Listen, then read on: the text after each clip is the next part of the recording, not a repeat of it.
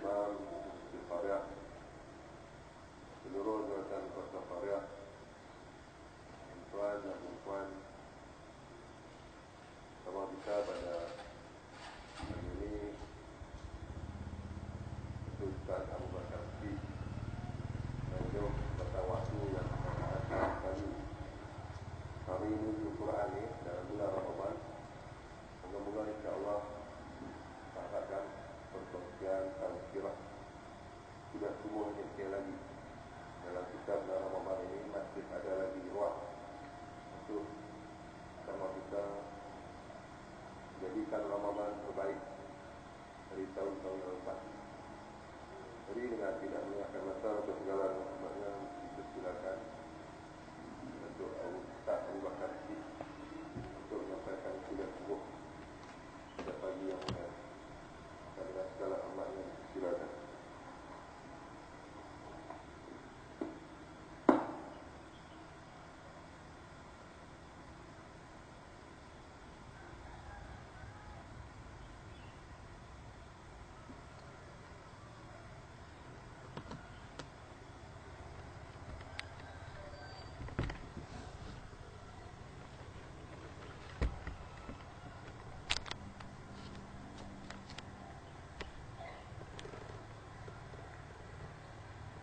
Assalamualaikum warahmatullahi wabarakatuh. Asbahna wa asbahal mulku lillahi walhamdulillahi la syarika lah. La ilaha illa huwa wa ilaihi nusyur. Asbahna ala fitratil Islam wa kalimatil ikhlas wa ala dini nabiyyina Muhammadin sallallahu alaihi wasallam wa ala millati abina Ibrahim hanifan wa ma kana minal musyrikin. Radina billahi rabba wa bil islami dina wa bi Muhammadin nabiyyan wa rasulah. Alhamdulillah al-fadhil Tuan Imam dan juga semua pimpinan masjid, ahli jemaah sekalian, sahabat-sahabat yang saya kasihi dan saya hormati, sekali lagi Assalamualaikum warahmatullahi wabarakatuh. Alhamdulillah dengan kelebihan Ramadan maka saya dapat sama-sama berjemaah pada pagi ini dengan imam dan tuan-tuan sekalian. Satu kelebihan yang tidak ada tolak banding bagi seorang Islam apabila dia dapat menunaikan solat subuh berjemaah dan solat isyak berjemaah, maka diberitahu oleh Rasulullah bagi yang sedemikian itu, orang yang sembahyang subuh berjemaah maka dia sejahtera sehingga ke petang. Bagi orang yang sembahyang isyak berjemaah, dia sejahtera hingga ke pagi. Jadi inilah dia hikmah keagamaan ataupun maslahah keagamaan yang dapat kita rasa setiap hari. Sebenarnya ketenangan dan juga rasa damai itu berada pada diri orang Islam yang menunaikan sembahyang. Dan akan terasa sekali bagi orang yang sentiasa sembahyang, kalau dia berlengah memang terasa gelisahnya. Jadi begitulah pada pagi ini Allah beri kelebihan kepada kita bersama. Saya mari ke pelapisian dalam pagi Jumaat macam ni, kadang-kadang teringat juga, takut orang sibuk nak pergi kerja. Pasalnya hari Jumaat biasanya hari kerja juga kan. Jadi hari ini pun kita bekerja kan, cuti hari ini nurul. Alhamdulillah. Kadang-kadang ada pergi setengah dekat Selangor mana-mana pagi Jumaat, kita teringat juga nak baca apa surah Sajdah pagi-pagi. Bimbang pula, takut orang nak pergi kerja, takut jadi hilang pula ketenangan mereka. Ya, Alhamdulillah. Maka saudara-saudara sekalian, pagi ini biarlah kita melihat sedikit apakah sebenarnya kedudukan kita orang Islam dalam perbandingan dengan Al-Quran yang diturunkan kepada Rasulullah SAW untuk menjadi kitab hidayah, panduan dan perbandingan bagi setiap orang yang beriman. Seperti firman Allah, Bismillahirrahmanirrahim, Syahrul Ramadan alladzi unzila fihi al-Qur'an Hudan linnasi wa bayyinatin minal huda wal furqan. Bulan Ramadan diturunkan padanya Al-Quran menjadi petunjuk kepada sekalian manusia dan merupakan keterangan-keterangan kepada hidayah itu. Ada keterangan-keterangan kepada hidayah, kepada petunjuk itu sendiri, dan menjadi pembeza mana yang hak dan yang batil, mana yang benar dan salah.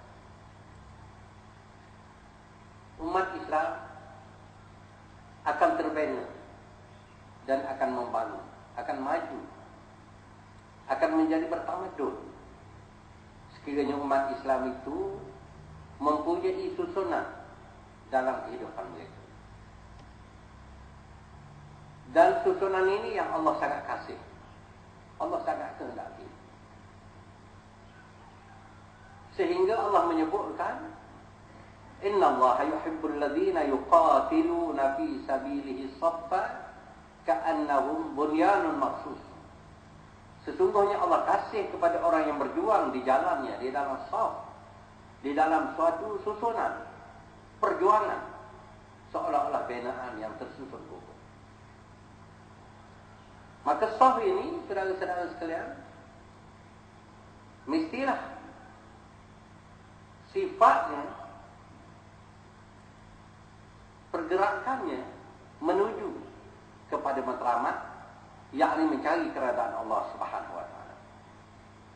Shaf yang lurus dan tersusun untuk menuju kepada jalan yang disebutkan sebagai jalan Shiratal Mustaqim, jalan yang lurus. Bagaimanakah aplikasi kepada shaf-shaf perjuangan Islam dalam dunia hari ini yang begini gawat? Bagaimanakah susunan shaf-shaf orang Islam ini di dalam sesebuah negara? Dan bagaimana bentuknya di dalam sebuah masyarakat? Maka dia yang bermula, saudara-saudara sekalian, seperti shaf mayang kita. Ada orang azan, kemudian ada imam, ada makmum. Begitulah susunan-susunan di dalam kehidupan yang lain. Orang yang azan itu ibaratnya orang yang berdakwah, yang memanggil kepada jalan kebenaran. Mesti ada dalam negara itu orang yang bekerja mendakwahkan masyarakat. Ud'u ila sabili rabbika bil hikmati wal mau'izatil hasanah wajadilhum billati hi ahsan. Serulah kepada Tuhanmu bil hikmah, dengan kebijaksanaan, wal mau'izatil hasanah, dengan pengajaran yang baik. Wajadilhum billati hi ahsan, dan berhujahlah dengan cara yang terlebih baik. Berhujah ni kena duduk pada jalan politik. Politik duduk di sini. Sebab hujah ni perlu di dewan, perlu di parlimen, dan perlu di mana-mana untuk memastikan kebenaran itu berlaku. Maka da'i di dalam masyarakat duduk kepada peranan yang utama sekali, yang mendasari pergerakan di dalam masyarakat. Ada da'i. Di dalam sebuah qaryah ada da'i.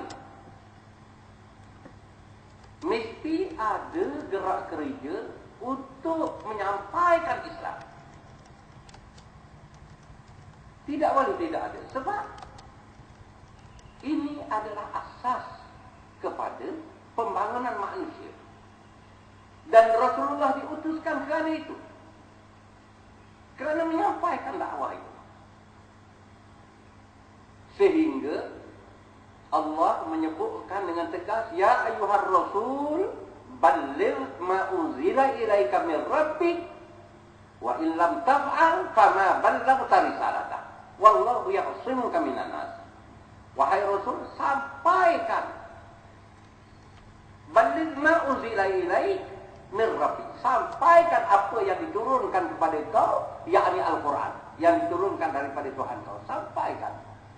Sekiranya engkau tidak menyampaikan, wa illam taf'al, sekiranya engkau tak buat, wahai Rasul, fama ballaghta risalatah, nescaya tidak sampai perutusan Allah kepada manusia. Wallahu ya'simuka minan nas. Allah menjaga kamu daripada sekalian manusia. Jangan bimbang. Ini kerja Allah.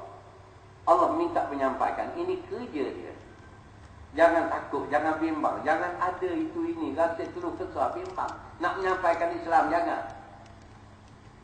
Berpakat dengan orang ramai. Berpakat dengan pelbagai agama, pelbagai kaum. Untuk rasa bimbang.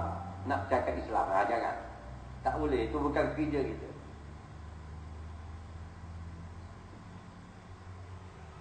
Dan Nabi Muhammad SAW menjadi manusia yang teragung kerana menyampaikan.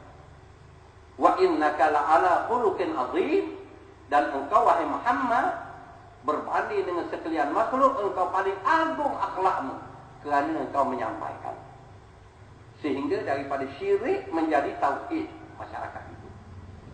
Sehingga daripada tidak ada sistem, ada sistem syariat yang menukarkan sistem masyarakat kepada sistem Islam.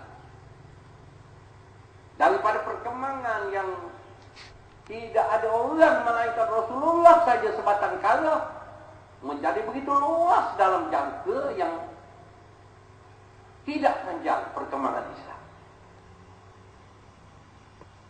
Maka Allah yarham Ahmad Didat, seorang pendakwah Islam yang terkenal, dia mengatakan ini yang menjadikan Muhammad the greatest, Muhammad manusia paling agung, dan ini dia berlawan seluruh dunia. Muhammad the greatest di bawah tajuk ini.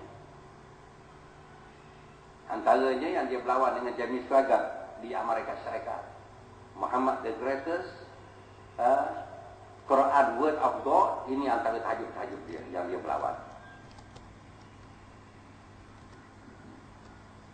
Maka pendakwah mesti dilahirkan.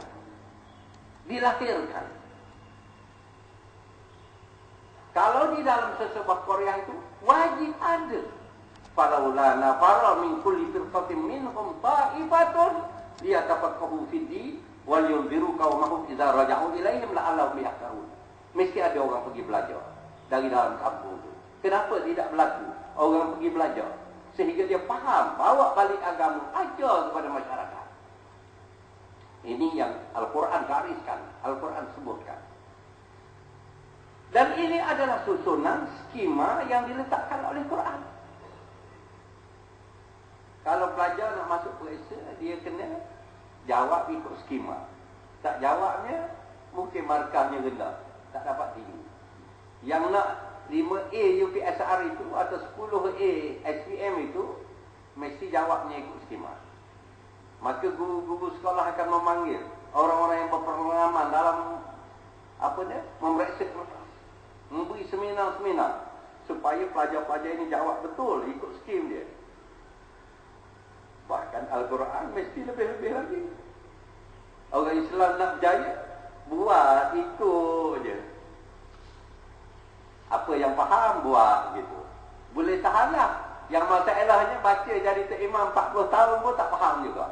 Ihdinas siratal mustaqim pun tak faham. Ini berlaku di dalam negara kita di Malaysia ni. Pergi ke Mekah 3 kali dah. Termasuk yang dapat hadiah kerana berlagu Quran. Kalau kat Terengganu tu ramai tu yang pergi ke Mekah kerana dia pandai Quran. Balik jadi imam. Masa tu dia dah jadi imam. Satu hadiah lagi kerana jadi imam lama. 2 kali dah boleh pergi buat umrah. Yang 1 kali dulu dia pergi sendiri 3 kali. Berapa puluh tahun dah? 40 tahun jadi imam. Ihdinas siratal mustaqim. Tiba-tiba ikut dia apa orang buat.